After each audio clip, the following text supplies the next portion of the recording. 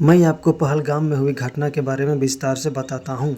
22 अप्रैल 2025 को दोपहर के लगभग 2:30 बजे आतंकवादियों के एक समूह ने जम्मू और कश्मीर के अनंतनाग जिले के पहलगाम में बैतरन घाटी में पर्यटकों पर घात लगाकर हमला किया।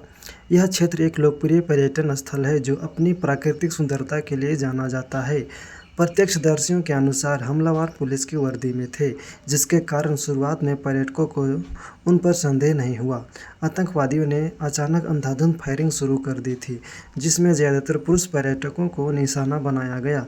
कुछ पीड़ितों ने बताया कि हमलावरों ने उनकी धार्मिक पहचान पूछी और हिंदू होने पर उन्हें गोली मार दी।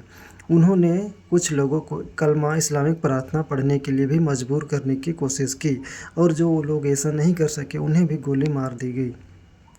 अचानक बर्बर हमले में 26 लोगों की मौके पर ही मौत हो गई, जिनमें महिलाएं और बच्चे भी शामिल थे। 20 से अधिक लोग गंभीर रूप से घायल हो गए, जिन्हें इलाज के लिए आसपास के अस्पतालों में ले जाया गया। इसके बाद इलाके में दहशत फैल गई और बचे हुए पर्यटक जान बचाने के लिए इधर-उधर भागने लगे।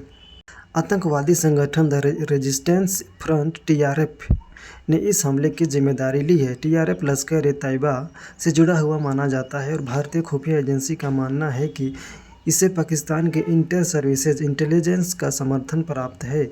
इस घटना के बाद भारत सरकार ने कड़ी प्रतिक्रिया व्यक्त की है।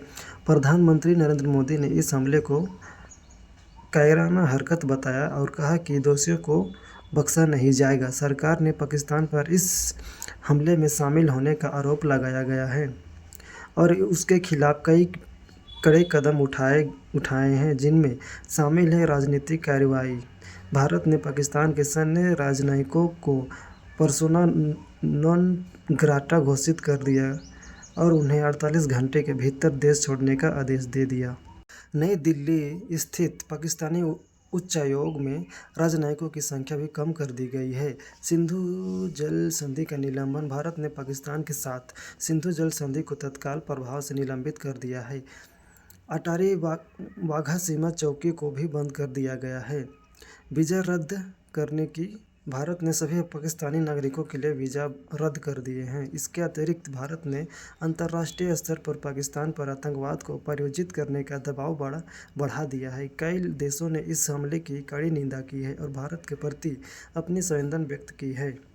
पहलगाम में हुए इस जघन्य हमले के बाद पूरे देश में शोक और आक्रोश का माहौल है। विभिन्न राजनीतिक दलों और सामाजिक संगठनों ने इस घटना की कड़ी निंदा की है और पीड़ितों के परिवारों के प्रति अपनी संवेदना व्यक्त की है। कई स्थानों पर प्रदर्शन हुए हैं, जिनमें आतंकवाद के खिलाफ कड़ी कार्रवाई की मांग की गई है। सरकार ने क्षेत्र में सुरक्षा व्यवस्था और कड़ी कर दी है और आतंकवादियों की तलाश जारी है। इस घटना ने एक बार फिर सीमा पर आतंकवाद के मुद्दे को उजागर किया है और भारत सरकार पर पाकिस्तान के खिलाफ और कठोर कदम उठाने का प्रयास किया है।